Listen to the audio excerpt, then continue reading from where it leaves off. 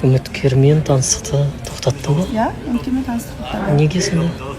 Мен әу баста айтып кеттім, маған менен бір бойы ұзын, сондай бір мені қорғай алатын бір ер азамат келсе екен, мен өзімді сол кезде комфортно сезінемін. Жалпы осындай жаңағыдай алдында өмірзақ келді, мен кішкене ондай кезде өзімді бір еркек сезініп кететінім бар да. Сондықтан да білмеймін, менің талабыма сай жігіт келсе екен деймін. Талабыңыз Ол қандай? жігіттің де өзімнің де уақытымды босқа алып үміттендіргім келмейді. Мен де бір өзгермейтін талаптың бірі дедім, бойы ұзын болса екен дедім, және ауылда тұрмайтын жігіт болса. Одан қоса басқа да талаптарым бар, сымбатты, білімді, жоғарғы білімі бар, сондай бір ер азамат болса дедім. Ал жаңағы 3 миллион ақша мәселесі ол екінші орынға түсіп кетеді мен үшін. Түсінікті. Ең көп сұрақ осындай екен, қызыңыздың түрін қашан көресіз, қалай еркелетесіз, сосын қосымша смс бірдеңе бересіздер ма, анау деген сияқты. Мен енді көп ондай смс не нәрселердің бәрін мамасы біледі, мамасы шешеді деген сияқты, қандай нәрселер қалай беретін ол жағын енді особо разбирать етпеймін.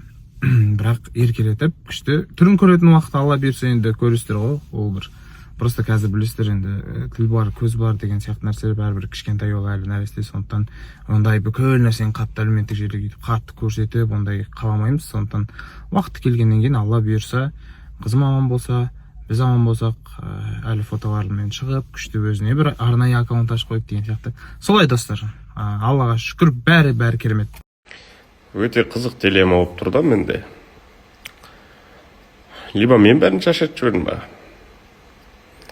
Или бәрі мені шаршатты ма? Соны ойланып, сол жайында жиналыс өткізейін деп отырмын. Жұма қабыл болсын айтпақшы. Соңғы жұма оразаның. Дұға етіп қойыңыздар. Дұғаларыңызға мені қосып қойыңыздар. Барлықтарыңыз қосам ғой, мысалы мен. Барша мумин мұсылмандар деп солардың ішіне сіздер де кіріп кетесіздер.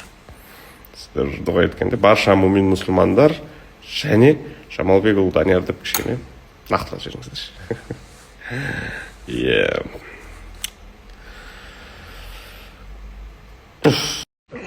Сосын көздеріңнен оқып қаламын да мен кейбір адамдардың. Кейбіреулер айтады, сақалыңды алсай деп. Сосын олар айтамын да, мен бұл әлемдегі ең әдемі сақалды сендер үшін өсіріп отқан жоқпын. Это рас. Мен осы ораза басталған кезде ниет етіп сақалымды өсірем, алмайым деп соны өсіріп отқан ғой, өсірген ғой. Әдейі өсірдім деген просто өседі да, ол алмаған соң өседі ғой, логично.